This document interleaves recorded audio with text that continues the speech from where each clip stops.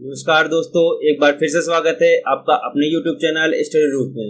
मैं प्रकाश केसरवानी आप लोग को पढ़ा रहा हूँ यूपीएसआई के प्रीवियस ईयर क्वेश्चन पेपर, जो कि आपके मूल विधि, संविधान और सामान्य ज्ञान से रिलेटेड। आपको पता है यूपीएसआई में 40 मार्क्स के क्वेश्चन आने वाले हैं, मूल विधि, संविधान और सामान्य ज्ञान के सारे कंबाइन मिलाकर। तो हम लोग उस पोर्शन पर फोकस कर रहे हैं इस वीडियो की सीरीज में। हमारा फोकस सिर्फ प्रीवियस ईयर क्वेश्चन पेपर नहीं है, बल्कि जो भी क्वेश्चन इस बार एक्सपेक्टेड हो सकते हैं और साथ ही साथ कंप्लीट टॉपिक यहाँ पर हम पढ़ाते हैं। जो भी नए हैं उनको बता दें। तो इस वजह से आप वीडियो को ये सोचकर मत देखें कि सिर्फ और सिर्फ आप क्वेश्चन लगा रहे हैं। आप पेन और नोट्स लेकर बैठे, जो भी पॉइंट्स हम एक्स्ट्रा बताते हैं उनको जरूर लिखते जाइए। ये आपके आने वाले एग्जाम्स के लिए बहुत ज्यादा इंपॉर्टेंट है। एग्जाम एक्सपेक्टेड है 15 अक्टूबर से लगभग आपका एग्जाम शुरू हो जाएगा, तो तैयारी आप बिल्कुल अच्छे से बनाए रखिए। हम लोग देख रहे थे 14 दिसंबर 2017 की शिफ्ट 3। आज हम लोग देखने वाले पार्ट 3। दो पार्ट में हम लोग ने कुछ क्वेश्चन किए हैं, करीब 20-25 क्वेश्चन।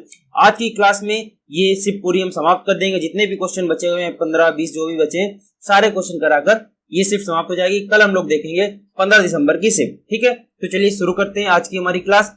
आज का हमारा पहला क्वेश्चन है, भारत की राज्य के नीति निर्देशक सिद्धांतों के संदर्भ में इनमें से कौन सा वक्तव्य सही है। देखिए, आपको पता है भारत कि राज्य के नीति निर्देशक सिद्धांत, डीपीएसपी जिसको बोला जाता है इंग्लिश में, directive principle of state policy, ये किस पार्ट में आता है? कॉन्स्टिट्यूशन के पार्ट 4 में आता है, भाग 4 में आता है। आर्टिकल की बात कर लिया, आर्टिकल नंबर 36 से लेकर आर्टिकल नंबर 51 तक है। ये सब हमने आपको बहुत बार बता दिया है। अगर आपको अभी तक नहीं रट रहा है तो आप लिखना शुरू करें। देखिए, लिखकर बहुत चीजें अच्छे से याद हो जाती है, लंबे टाइम तक रिटेन रहती है।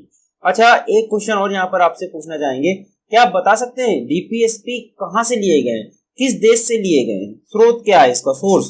तो इसका सोर्स आपको बता दें, आयरलैंड है। आयरलैंड से हमने डीपीएसपी को लिया है। आयरलैंड का संविधान बन गया था 1937 में, और वहां से हम लोग ने इसको कॉपी किया है। चलिए अब स्टेटमेंट पढ़ते हैं। ये सारी चीजें थी, ये आप नोट्स में एक्स्ट्रा लिख लीजिएगा। आपके एग्जाम में बहुत ज्यादा उम्मीद है आने की, न केवल यूपीएसआई बल्कि सारे एग्जाम जो भी आप अपकमिंग एग्जाम्स हैं। चलिए, स्टेटमेंट क्या है? ऐसा कहा जाता है कि ये सकारात्मक प्रकृति है। डीपीएसपी जो है ये पॉजिटिव नेचर है इनका, और इनका लक्ष्य है राज्य के अधिकारों और कार्यों में वृद्धि लाना। बिल्कुल सही है। देखिए, जो डीपीएसपी होते हैं उनका नेचर कैसा है? पॉजिटिव है, और इनका लक्ष्य है कि राज्य के जो अधिकार है और कार्यों में वृद्धि लाना है। ठीक है, चलिए पूरी तरह से सही है। हमने डीपीएसपी आपको एक्सप्लेन किया था, उसमें बताया था इसके लक्ष्य क्या होते हैं। चलिए, सेकंड ऑप्शन लिखा है, इसका लक्ष्य है सामाजिक और आर्थिक न्याय प्राप्त करके एक लोक हितकारी राज्य की स्थापना करना। ठीक है, बिल्कुल सही लिखा हुआ है। यही डिफिनेशन हमने आपको बताई थी जब हम आपको डीपीएसपी पढ़ा रहे थे। डीपीएसपी में हमने आपको बताया था, डीपीएसपी का मतलब ही यही होता है कि हमें अपने राज्य को एक आदर्श राज्य बनाना है।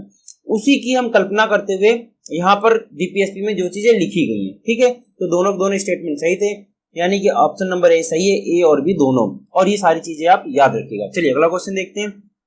अगला क्वेश्चन है, बौनेपन, बच्चे को होने वाला बौनेपन का रोग किसकी कमी के कारण होता है? आपने देखा है बहुत सारे बच्चे बौने रह जाते हैं, तो किस वजह से होता है? ऐसे क्या होता है कि क्या बौनेपन रह जाता है? तो देखिए, आपको बता दें, आपका जो गला है, गले के जस्ट सामने एक ग्रंथि पाई जाती है, उसको बोलते हैं थायरॉक्सिन ग्रंथि। उससे एक हार्मोन का स्राव होता है, उसको बोला जाता है थायरॉक्सिन हार्मोन। क्या बोला जाता है? Thyroxine hormone. कहां से? थायरॉक्सिन जो ग्रंथि है आपकी, वहां से, गले की जस्ट बिल्कुल जो सामने वाला पार्ट है ना, वहां से। उससे क्या होता है? थायरॉक्सिन हार्मोन्स का स्राव होता है। और ये क्या करता है? हमारे शरीर का जो मेटाबॉलिज्म है ना, उसको कंट्रोल करता है। जो हमारे शरीर का मेटाबॉलिज्म है, मेटाबॉलिज्म क्या होता है? ये वैसी क्रियाएं होती हैं जो हमें ऊर्जा प्रदान करती है, साथ ही साथ जो हमारी कोशिकाएं हैं उनको बढ़ने में मदद करती है। तो ये सब काम करता है थायरॉक्सिन हार्मोन। तो ये इसका स्राव कम हो जाता है। इसका स्राव क्या हो जाता है? इसका स्राव कम हो जाता है। इस वजह से बच्चा बौना रह जाता है, उनकी कोशिकाओं का ग्रोथ नहीं हो पाता, उन्हें जितनी ऊर्जा मिलनी चाहिए वो ऊर्जा नहीं मिल पाती। तो थायरॉक्सिन हार्मोन की कमी की वजह से बौनेपन का रोग होता है। चलिए अगला क्वेश्चन देखते हैं। फेफड़ों की ऐसी कौन सी बीमारी है जो क्रिस्टलीय सिलिका के अंतः श्वसन अवधारणा और उसके प्रति फुसफुसी प्रतिक्रिया के कारण होती है? कहने का मतलब ये, जो सिलिका का अंतः श्वसन मतलब आप सिलिका को अंदर ग्रहण कर रहे हैं सांसों के द्वारा, उसकी वजह से होती है। ऐसी कौन सी बीमारी है जो लंबे समय तक पत्थर तोड़ने, उत्खनन कार्य से जुड़े रहने की वजह से लोगों में पाई जाती है? आपको पता है, पत्थर उत्खनन कार्य हो गया, कांच वगैरह का काम हो गया, मिट्टी का काम हो गया, जो लोग इस सब में काम करते हैं वहां पर सिल्का पाया जाता है, तो वो सिल्का धीरे धीरे सांसों के द्वारा अंदर जाता रहता है, तो उस वजह से कौन सी बीमारी हो जाती है। और इस पर एक चीज और बता दें आपको, राष्ट्रीय मानवाधिकार आयोग ने इस बीमारी पर नियंत्रण और उसकी रोकथाम की आवश्यकता पर जोर भी दे रहा है। तो ये क्योंकि चर्चा पर था इसलिए आपका क्वेश्चन एग्जाम में आ गया। तो इसकी वजह से नाम ही बता रहा है सिल्का, सिल्का वजह से क्या हो सकता है, सिल्कोसिस होता है। बहुत ही सिंपल सा क्वेश्चन है, तो इसकी वजह से क्या होता है, सिल्कोसिस होता है। ये डेंजरस बीमारी परमानेंट हो जाती है। पत्थरों में सिल्का होता है, जो उत्खनन का काम करते हैं खनन का काम करते हैं, रेत वेत का काम करते हैं रेत खनन का काम करते हैं, कांच वगैरह का काम करते हैं, मिट्टी के बर्तन वगैरह जो बनाते हैं, धीरे धीरे सिल्का अंदर जाती है और वो सिल्कोसिस नाम का रोग बन जाता है। ठीक है, चलिए अगला क्वेश्चन देखते हैं। इनमें से कौन भारत के राष्ट्रपति के चुनाव के लिए गठित निर्वाचक मंडल का हिस्सा नहीं है? वेरी मोस्ट इंपॉर्टेंट क्वेश्चन, इसको पूरा डिटेल में बताया। आपको बता दें, प्रेसिडेंट, वाइस प्रेसिडेंट और अटॉर्नी जनरल ऑफ इंडिया, इसका 3 लेक्चर आप प्लेलिस्ट में देख लीजिए, नीचे पड़ा है, आई बटन पर क्लिक कर लीजिए, वहां पर भी हम इसको डाले दे रहे हैं। और ये इतने ज्यादा इंपॉर्टेंट है, हर हालत में पढ़ लीजिए।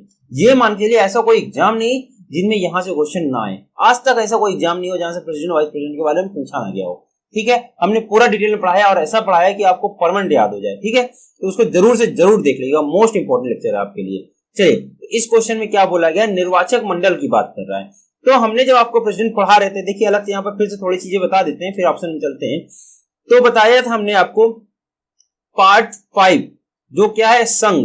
पार्ट 5 का नाम क्या है, संघ नाम है। वो कहां से कहां तक होता है, आर्टिकल नंबर 52 से लेकर आर्टिकल नंबर 151 तक है। उसी के बीच में आर्टिकल नंबर 52 से लेकर आर्टिकल नंबर 61 तक प्रेसिडेंट के बारे में चर्चा की गई है। हालांकि प्रेसिडेंट के बारे में चर्चा पूरे कॉन्स्टिट्यूशन में की गई है, लेकिन कैसे इनका चुनाव होगा, क्या क्या होता है, सारा प्रोसेस 52 से लेकर 61 तक में लगभग सब कुछ बता दिया गया है। तो देखिए आर्टिकल नंबर 52 कहता है, there shall be a president of India, Bharat का एक राष्ट्रपति होगा। ये कौन सा आर्टिकल कहता है, आर्टिकल नंबर 52 कहता है। अगर आपसे पूछा जाए एग्जाम में प्रेसिडेंट के बारे में अपने संविधान में किस आर्टिकल में जिक्र है, तो आप क्या बोलेंगे, आर्टिकल नंबर 52 पर जिक्र है। अब चलिए, यहां पर पूछा गया निर्वाचक मंडल की बात की गई, तो आपको बता दें आर्टिकल नंबर 54 डील करता है कि राष्ट्रपति के चुनाव में निर्वाचक मंडल जो होगा उसमें कौन कौन लोग पार्टिसिपेट करेंगे। तो निर्वाचक मंडल अगर आपसे पूछा जाए कौन सा आर्टिकल डील करता है, तो आप बताएंगे आर्टिकल नंबर 54 डील करता है। आप देखिए इधर देखते हैं कि कौन कौन लोग इसको इनके चुनाव में पार्टिसिपेट करते हैं। तो आर्टिकल नंबर 54 के बारे में डील करने जा रहे हैं पूरा डिटेल में। तो देखिए उसमें लिखा हुआ है साफ साफ, लोकसभा, इंग्लिश में लिख देते हैं, लोकसभा, राज्यसभा और जो राज्य की विधानसभा होती है, राज्यों में विधानसभा होती है, आपको पता है, इन तीनों के सिर्फ और सिर्फ कौन, इलेक्टेड लोग, ये वर्ड याद रखिएगा, इलेक्टेड लोग, जो कि कौन होते, निर्वाचित सदस्य। कहां के, लोकसभा के, राज्यसभा के और राज्यों की विधानसभा के निर्वाचित सदस्य केवल पार्टिसिपेट करते हैं राष्ट्रपति के चुनाव में।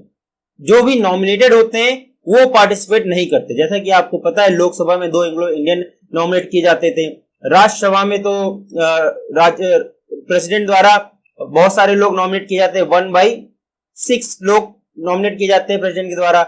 ऐसे ही विधानसभा में नॉमिनेट किए जाते हैं एंग्लो इंडियन को। तो ये सभी लोग इसमें पार्टिसिपेट नहीं करेंगे, राष्ट्रपति के चुनाव में पार्टिसिपेट नहीं करेंगे। एक चीज और स्पेशल नोट करके लिख लीजिए, वो ये है 1992 के बाद से ये बोला गया था कि दिल्ली और पुडुचेरी, यहां पर की जो लोकसभा है, विधानसभा है, यहां के भी इलेक्टेड पर्सन जो है वो राष्ट्रपति के चुनाव में पार्टिसिपेट करेंगे। तो देखिए अब कौन कौन हो गए, लोकसभा, राज्यसभा और विधानसभा के इलेक्टेड पर्सन तो पहले से थे। 1992 से कौन कौन आ गए, दिल्ली और पुडुचेरी की विधानसभा के लोग भी। क्यों, क्योंकि ये केंद्र शासित प्रदेश है। आपको पता है केंद्र शासित प्रदेश में ज्यादा विधानसभा तो होती ही नहीं, लेकिन दिल्ली पुडुचेरी में है तो यहाँ के लोग पार्टिसिपेट करेंगे। अब आपके दिमाग में एक क्वेश्चन जरूर आएगा, सर अभी जम्मू एंड कश्मीर को भी हमने केंद्र शासित प्रदेश बना दिया है, तो क्या यहाँ की विधानसभा के लोग भी पार्टिसिपेट करेंगे प्रेसिडेंट के इलेक्शन में? तो क्या आपको बता दें अभी एक आरटीआई फाइल की गई थी, उस पे जो आंसर आया वहां से वो ये था कि जो चीज आर्टिकल नंबर 54 में दी गई है वो लोग सिर्फ और सिर्फ पार्टिसिपेट करेंगे। और यहाँ पर अभी जम्मू कश्मीर का जिक्र नहीं हुआ है, तो जम्मू कश्मीर के लोग पार्टिसिपेट फिलहाल तो नहीं करेंगे। आने वाले समय में संशोधन हो जाएगा कि जम्मू कश्मीर की विधानसभा के लोग भी पार्टिसिपेट करेंगे, तो वो लोग भी पार्टिसिपेट करने लगेंगे। एक चीज और ध्यान रखिएगा, कई बार विधान परिषद की बात आ जाती है। आपको पता है केवल स्टेट में 6 स्टेट में, अपने भारत के 6 राज्यों में विधान परिषद है। तो विधान परिषद के लोग भी राष्ट्रपति के चुनाव में पार्टिसिपेट नहीं करते। और ये आप कॉमन सेंस से भी सोच सकते हैं कि विधान परिषद के लोगों को अगर हमने पार्टिसिपेट करने दे दिया तो 6 लोगों का ज्यादा नहीं, मतलब ज्यादा वर्चस्व नहीं हो जाएगा राष्ट्रपति के चुनाव में। अच्छा, क्या आप बता सकते हैं कौन से 6 स्टेट हैं जहां पर राज्यसभा, जहां पर विधान परिषद है? इसको क्लियर करते हैं, फिर आपको ये चीज भी हम बता देते हैं। आप लोग कमेंट थोड़ा कम करते हैं तो हम ही यहाँ पर बता देते हैं। चलिए इस क्वेश्चन को डील कर लेते हैं। वैसे तो हमने पूरा चारों तरफ से इसको सजा दिया है जितनी जगह थी, लेकिन ये सारे पॉइंट आपके लिए इंपॉर्टेंट है। इसको बिल्कुल अच्छे से अगर आप देख रहे ध्यान से, समझ में आ गया होगा क्या समझाना चाह रहे थे। चलिए अब देखते हैं कौन कौन लोग यहाँ पर क्या लिखा है। समझ में आ गया? लोकसभा, राज्यसभा, विधानसभा के इलेक्टेड मेंबर, दिल्ली पुडुचेरी के इलेक्टेड मेंबर, बस, और कोई नहीं पार्टिसिपेट करेगा। आइए, प्रत्येक राज्य की विधानसभा के निर्वाचित सदस्यगण, बिल्कुल सही, अभी अभी हमने बोला राज्य की विधानसभा के इलेक्टेड निर्वाचित सदस्यगण बिल्कुल पार्टिसिपेट करेंगे। प्रत्येक द्विसदनीय राज्य की विधान परिषद के निर्वाचित सदस्य, देखिए यही चीज हमने अभी आपको सबसे लास्ट में बताया, विधान परिषद केवल 6 स्टेट में है, तो इनको हम कैसे अलाउ कर देंगे? 6 लोग का तो बोलबाला हो जाएगा, ज्यादा वर्चस्व हो जाएगा, तो ऐसा नहीं हो सकता। तो जहां जहां विधान परिषद है, ऐसा नहीं विधानसभा विधान परिषद वालों को हम ज्यादा उनको परसेंटेज दे दें, ऐसा नहीं हो सकता। सी ऑप्शन है, केंद्र शासित प्रदेश दिल्ली और पुडुचेरी की विधानसभा के निर्वाचित सदस्यगण। ये देखिए हमने बताया 1992 के बाद इसको ऐड कर दिया गया है, तो ये भी ऑप्शन सही हो गया, यानी कि ऑप्शन ए और ऑप्शन सी सही है। ऑप्शन ए और ऑप्शन सी का तो ऑप्शन ही नहीं है यहाँ पर। अच्छा, क्वेश्चन पूछा गया है हिस्सा नहीं है, देखिए इस क्वेश्चन ये ध्यान दीजिए, हिस्सा नहीं है, तो ऑप्शन बी सही हो जाएगा, केवल ऑप्शन बी। ए और सी तो हिस्सा है, ये अच्छा हुआ यहाँ पर ऑप्शन नहीं दिया गया हुआ, ये बहुत अच्छी बात है। देखिए हम भी मिस कर गए थे जल्दी जल्दी क्वेश्चन करने में, ये सब बताने में, ये चीज कभी मिस मत करिएगा। अगर यहाँ पर दे देता ना ए और सी, तो हम जल्दी से मार के उसको चले जाते और ये क्वेश्चन, ये पार्ट भूल जाते। इसमें क्या पूछा गया था, कौन लोग चुनाव में हिस्सा नहीं लेते, तो ये हमने बता दिया विधान परिषद के लोग चुनाव में हिस्सा नहीं लेते, यानी ऑप्शन नंबर बी क्वेश्चन के हिसाब से सही होगा, केवल बी, ये सही होगा। ध्यान रखिएगा, अच्छा हुआ हम अटक गए, इससे आपको सीखने को मिलेगा कि आप ऐसी गलती एग्जाम में बिल्कुल मत करिएगा। चलिए अगला क्वेश्चन देखते हैं। अच्छा, लास्ट क्वेश्चन की एक चीज और बता दें आपको, ये क्या बता दें, विधान परिषद कि यहाँ पर बता देते हैं केवल भारत के 6 स्टेट में विधान परिषद है। याद करने का तरीका बहुत सिंपल है, देखिए यूपी बिहार अगल बगल है, इनको याद कर लीजिए। आंध्र प्रदेश तेलंगाना, ये दोनों टूटकर ही बने हैं एक साथ, तो इसको याद करिए। जून 2014 में बना है, आपको पता होगा तेलंगाना 2 जून 2014 का। उसके बाद ये दोनों हो गए 2 2 4। तीसरा ये महाराष्ट्र, और महाराष्ट्र के बगल में आता है क्या, कर्नाटका। तो इस तरह याद करने का तरीका है। ये 6 स्टेट है जहां पर भारत में विधान परिषद भी है, बाकी सारे राज्यों में केवल और केवल क्या है, विधानसभा है। चलिए इस क्वेश्चन को बात करते हैं। एक मानवाधिकार कार्यकर्ता द्वारा दायर की गई किस जनहित याचिका ने इस बात पर बल दिया कि चिकित्सा के पेशे से जुड़े हर सदस्य का यह सर्वोपरि दायित्व है कि वह किसी भी प्रक्रियागत औपचारिकता की प्रतीक्षा न करके हर घायल नागरिक को जल्द से जल्द चिकित्सीय सहायता उपलब्ध कराए। मुन्ना भाई एमबीबीएस में एक क्वेश्चन पूछा था संजय दत्त ने, वही क्वेश्चन की बात की जा रही है कि क्या जो घायल है उसको एडमिट करने से पहले पर्चा भरना जरूरी है। तो यही एक केस हुआ था जो जनहित याचिका डाली गई थी कि भाई ऐसा जरूरी नहीं है। पहले आप क्या करेंगे, आप सारी औपचारिकता छोड़िए, सबसे पहले घायल नागरिक को जल्द से जल्द चिकित्सीय सहायता उपलब्ध कराएं। और ये केस हुआ था परमानंद कटरा बनाम संघ, यानी कि सेंटर के बीच हुआ था, सुप्रीम कोर्ट में केस गया था, परमानंद कटरा बनाम संघ का केस था। याद रखिएगा, बहुत ही अच्छा नाम है, इंपॉर्टेंट केस है और आपके एग्जाम में आता रहता है, मूल विधि के जहां जहां पर क्वेश्चन आते हैं। ठीक है, इसका आंसर क्या हो गया, परमानंद कटरा बनाम संघ। इनका रिलेशन किससे, चिकित्सा से है, बस आप सिंपल ऐसे याद रखिएगा, आपको हमेशा याद रहेगा जैसा कि हमको याद है। चलिए अगला क्वेश्चन देखते हैं। हाइपोकैलेमिया किसकी कमी के कारण होता है? हाइपोकैलेमिया, ये बायोलॉजी का पूरा फैक्ट बेस्ड क्वेश्चन है, आपको बता दें। हाइपोकैलेमिया होता है पोटेशियम की कमी का, किसके, पोटेशियम के, इसका सिंबल होता है पोटेशियम की कमी के कारण होता है। होता क्या है, शरीर से मूत्र के रास्ते से पोटेशियम कई बार होता है ज्यादा स्राव हो जाता है, उसका ज्यादा बह जाता है, तो हमारे शरीर में कमी होने लगती है, ऊर्जा कमी होने लगती है, ऐढ़न होने लगती है शरीर में, और एनर्जी लेस फील करते हैं हम, काफी बुखार वगैरह आने लगता है। तो ये सब होने लगता है पोटेशियम की जब कमी हो जाती है। तो इससे जो रोग होता है उसको क्या बोलते हैं, हाइपोकैलेमिया इसको बोला जाता है। ठीक है, सिंपल सा क्वेश्चन था, डायरेक्ट फैक्ट बेस्ड क्वेश्चन। चलिए अगला क्वेश्चन देखते हैं। भारतीय स्वतंत्रता अधिनियम 1947 के संदर्भ में निम्नलिखित में से कौन सा वक्तव्य सही है? आपको पता है हमको भारतीय स्वतंत्रता अधिनियम 1947 के तहत आजादी मिली थी। माउंटबेटन साहब आए थे, उन्होंने ये लाया था और इसके तहत हमें आजादी मिली थी। भारत और पाकिस्तान बोला गया था 2 देश बनाए जाएंगे और दोनों को आजाद कर दिया जाएगा। तो स्टेटमेंट दिया है यह यूनाइटेड किंगडम की संसद का एक अधिनियम है। देखिए मेरी तबीयत थोड़ी खराब है, बीच बीच में खांसी आ रही है, थोड़ा सा आप कॉम्प्रोमाइज करिएगा, मेरी तबीयत सही नहीं है बट फिर भी हम क्लास आपके लिए ला रहे हैं और लाते रहेंगे। जैसा कि हमने बोला है तबीयत का बहाना करके क्लास टालना ठीक बात नहीं है और हम जो कमिटमेंट किए हैं आपसे कि हम यूपीएसआई एग्जाम तक आपके लिए लगातार क्लास लाते रहेंगे तो हम जरूर लाएंगे, जो हम कमिटमेंट पर अड़े रहेंगे। चलिए स्टेटमेंट क्या दे रहा है, तो ये चीज आप थोड़ा कॉम्प्रोमाइज कर लीजिएगा, माफी भी चाहेंगे इसके लिए थोड़ा आपसे। यह यूनाइटेड किंगडम की संसद का एक अधिनियम है। जी बिल्कुल सही है। हो सकता है कई लोग को लग रहा हो कि यूनाइटेड किंगडम का, ये तो भारत की संसद में आना चाहिए था। जी नहीं, उस समय तो भारत की संसद बनी भी नहीं थी। देखा जाए अगर स्वतंत्र संसद की बात कर दी जाए तो यूनाइटेड किंगडम मिला, क्योंकि उस समय भारत किसका पार्ट था? यूके का पार्ट था, ब्रिटिश का पार्ट था, तो उनकी संसद पे तो बिल आएगा सबसे पहले, तो वहां का अधिनियम था। बिल्कुल सही स्टेटमेंट है। सेकंड स्टेटमेंट बोल रहा है इस अधिनियम का एक प्रमुख प्रावधान था ब्रिटिश भारत को 15 अगस्त 1947 से 2 नए पूर्णता संप्रभुता संपन्न अधिराज्य भारत एवं पाकिस्तान में विभाजित करना। ये देखिए अभी अभी हमने यही चीज आपको बताया। इसी अधिनियम के तहत भारत और पाकिस्तान 2 देश बनाए गए थे, दोनों को आजाद किया गया था। स्टेटमेंट 1 स्टेटमेंट 2 दोनों के दोनों सही है, यानी कि ऑप्शन ए आपको सही होगा, ए और बी दोनों के दोनों सही है। और चीजें आपको बता दें, इसमें एक चीज और बोला गया था कि आपको पता है कॉमनवेल्थ, आप चाहे तो कॉमनवेल्थ के अंदर रहें या ना रहें, ये स्वतंत्रता दे दी गई थी। हालांकि भारत और पाकिस्तान दोनों अभी तक कॉमनवेल्थ के अंदर ही हैं। एक चीज और बोला गया था कि वायसराय की पोस्ट को समाप्त किया जा रहा है। आपको पता है उसके पहले वायसराय हुआ करते थे, अंतिम वायसराय कौन थे? माउंटबेटन थे। तो वायसराय की पोस्ट को समाप्त किया जा रहा है और दोनों देशों को क्या बनेंगे? गवर्नर जनरल बनाए जाएंगे, दोनों देशों के, भारत और पाकिस्तान के। तो क्या आप बता सकते हैं भारत का पहला गवर्नर जनरल कौन बना था? तो यहाँ से 2 क्वेश्चन देखिए आपको याद रखने हैं। पहला, ये स्वतंत्र भारत का, आजादी के बाद की बात कर रहे हैं, स्वतंत्र भारत का पहला ब्रिटिश गवर्नर जनरल, क्योंकि उस समय जब स्वतंत्र हुआ तुरंत थोड़ी चले गए थे, एक दिन पहले थोड़ी बात गए, 14 अगस्त को, थोड़े दिन तक थे। तो पहला ब्रिटिश गवर्नर कौन था, पहला या आखिरी? तो वो थे माउंटबेटन साहब।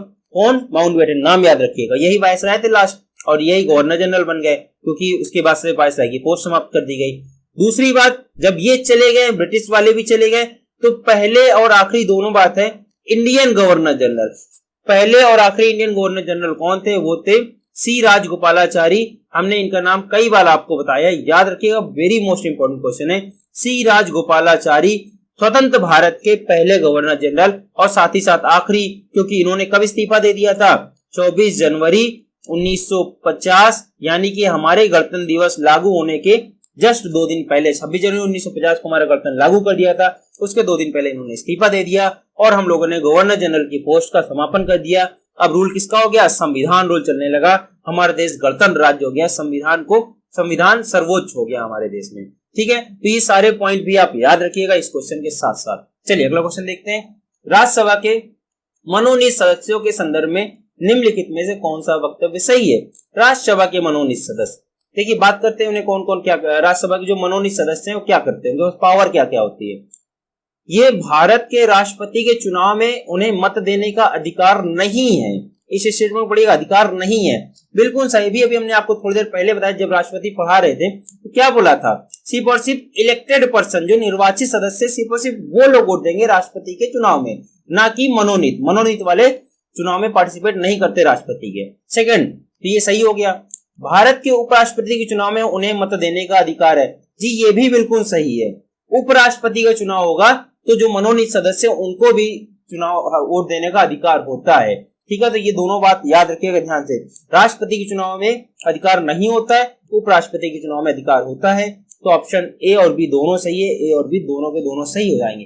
क्या आप जानना चाहेंगे उपराष्ट्रपति की जो निर्वाचक मंडल है उसमें कौन कौन लोग होते हैं? तो देखिए, राष्ट्रपति के बारे में थोड़ी देर पहले हमने आपको बताया। उपराष्ट्रपति का देख लीजिए, लोकसभा, विधानसभा, राज्यों की विधानसभा और राज्यसभा के सारे सदस्य, सारे के सारे, वो चाहे इलेक्टेड हो वो चाहे नॉमिनेटेड हो, सारे के सारे लोग पार्टिसिपेट करते हैं राष्ट्रपति के चुनाव में। ठीक है, तो ये याद रखिएगा। चलिए अगला क्वेश्चन देखते हैं।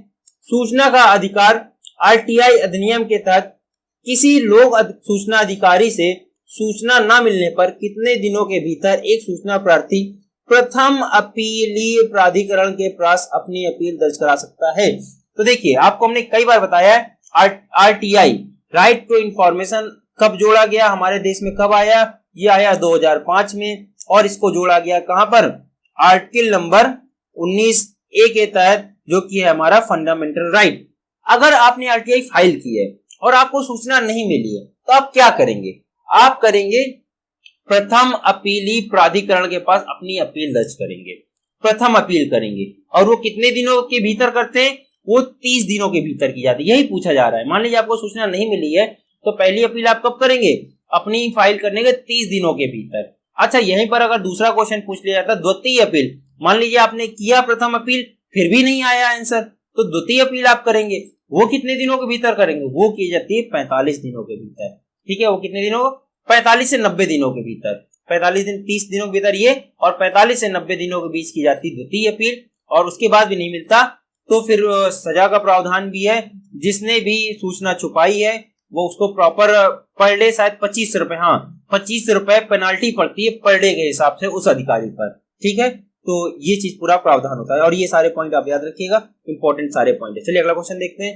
निम्नलिखित में से कौन सा कृषि उत्पादकता में गिरावट के लिए एक कारण नहीं माना जा सकता? इस वर्ड पे ध्यान दीजिएगा। देखिए, थोड़ी देर पहले इस वर्ड पे अटके भी थे। नहीं माना जा सकता, कृषि उत्पादकता में गिरावट का कारण नहीं है। निर्वाह खेती, देखिए यही सही हो गया। वैसे तो आपको नाम से नहीं पता चला होगा निर्वाह खेती क्या होती है। आपको बता दें, निर्वाह खेती कोई खेती नहीं है। निर्वाह खेती का मतलब है खेती पर निर्भर रहने वाले। जो खेती पर निर्भर है तो उत्पादकता गिराएगा थोड़ी, वो तो उत्पादकता बढ़ाने के लिए काम आता है। तो निर्वाह खेती का मतलब जो लोग खेती पर निर्भर है और वो लोग उल्टा उत्पादकता बढ़ाने का काम करते हैं। तो इसका आंसर तो ये हो जाएगा। आगे ऑप्शन पर डिस्कस कर लेते हैं। मिट्टी की प्रकृति, प्रदूषण।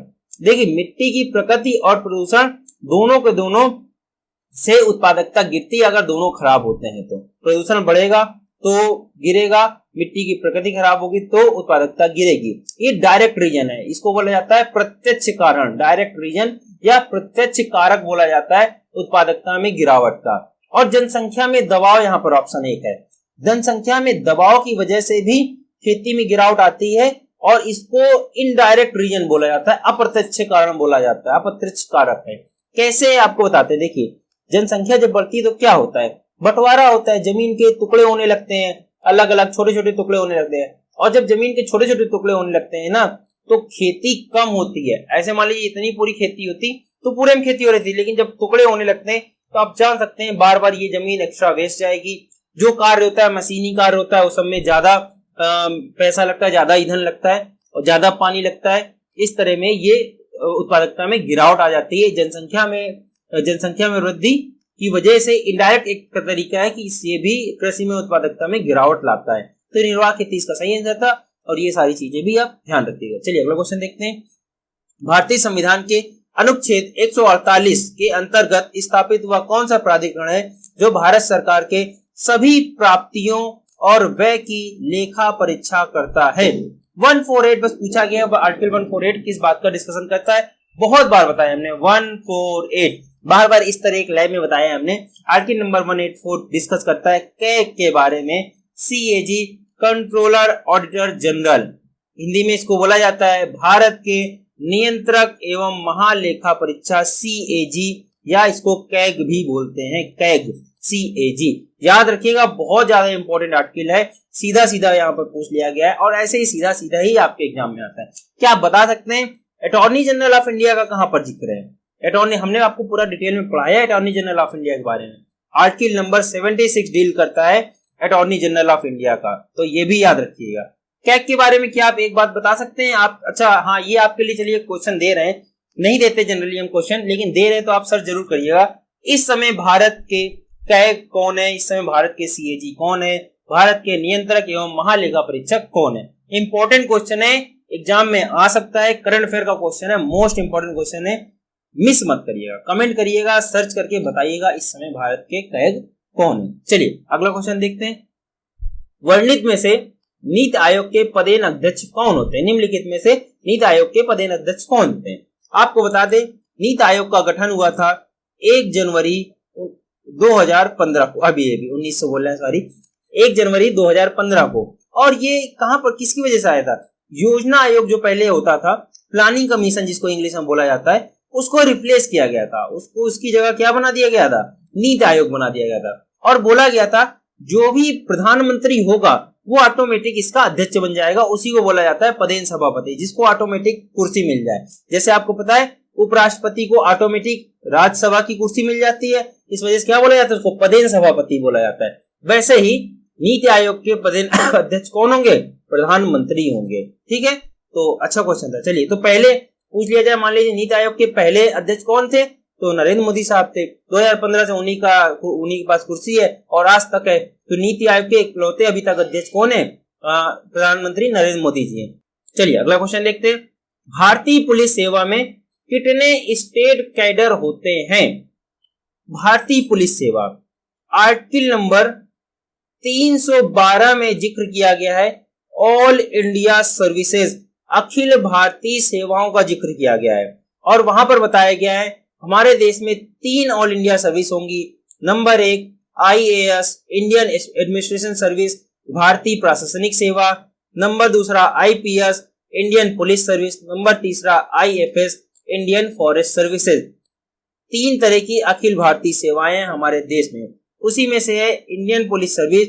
पूछा गया है इसमें कितने कैडर होते हैं। आपको बता दें यहाँ पर ऑप्शन गलत लिखे हुए हैं, पता नहीं कैसे पेपर में गलत आ गया या मिसप्रिंट हुआ, क्या हुआ। IPS में होते हैं 26 कैडर। कितने? 26 कैडर होते हैं IPS में टोटल। ठीक, अच्छा क्या आप बता सकते हैं IPS का हेड कौन होता है? जैसा कि हमने आपको लास्ट क्लास में 2-3 बार बताया, IAS का हेड कौन होता है? कैबिनेट सचिव होता है, कैबिनेट सचिव होते हैं। और इसी हिसाब से IPS का हेड कौन होता है? तो IPS का हेड भी आपको बता दें, इसके IPS के हेड होते हैं गृह मंत्रालय होता है। ये गृह मंत्रालय के अधीन वर्क करता है, गृह मंत्रालय इसका हेड होता है IPS का। तो याद रखिएगा, इंपॉर्टेंट क्वेश्चन है ये भी। और कैडर कितने होते हैं? 26 कैडर होते हैं। किस आर्टिकल में डिस्कशन है? आर्टिकल नंबर 312 में डिस्कशन है। टोटल कितनी अखिल भारतीय सेवाएं हैं? 3 अखिल भारतीय सेवाएं। सारे क्वेश्चन याद रखिएगा, सारे क्वेश्चन आपके एग्जाम में आ चुके हैं। चलिए आज का लास्ट क्वेश्चन कराने से पहले छोटी सी रिक्वेस्ट है, वीडियो अगर आपको पसंद आए तो लाइक जरूर कर दीजिएगा। और एक उससे भी ज्यादा छोटी रिक्वेस्ट है, वो ये कि कमेंट जरूर किया करें। कमेंट में बताएं आपको क्लासेस कैसी लग रही, थोड़ा सा फीडबैक दे। ये थोड़ा सा आपसे रिक्वेस्ट है, रिव्यू करें कि हम कैसा पढ़ा रहे हैं, हमारा चैनल आपके लिए कितना हेल्पफुल है। और अगर हेल्पफुल है तो ज्यादा से ज्यादा लोगों के साथ शेयर करें। ये थोड़ी सी रिक्वेस्ट है, आपका थोड़ा सा वक्त जाएगा और कुछ नहीं जाएगा, तो थोड़ा सा इतना करेंगे तो हमारा मनोबल थोड़ा सा बढ़ता है। चलिए लास्ट क्वेश्चन करते हैं। ESOP में ई किसका प्रतीक है? इकोनॉमिक्स का क्वेश्चन है, इकोनॉमिक्स मत कर दीजिएगा, इकोनॉमिक्स का क्वेश्चन है, ये बता रहे हैं आपको। और इसका फुल फॉर्म अगर आपको पता है तो ही आप कर पाएंगे। इसका फुल फॉर्म होता है एम्प्लॉय स्टॉक मार्केट क्वेश्चन, इस वजह से हमको पता है। एम्प्लॉय स्टॉक ओनरशिप प्लान, क्या फुल फॉर्म है इसका? Employ stock ownership plan, ESOP। तो पूछा गया है ई किसका प्रतीक है, तो ई का फुल फॉर्म क्या हो जाएगा? एम्प्लॉय हो जाएगा। तो जिसको ये पता था सिर्फ वही कर पाएगा।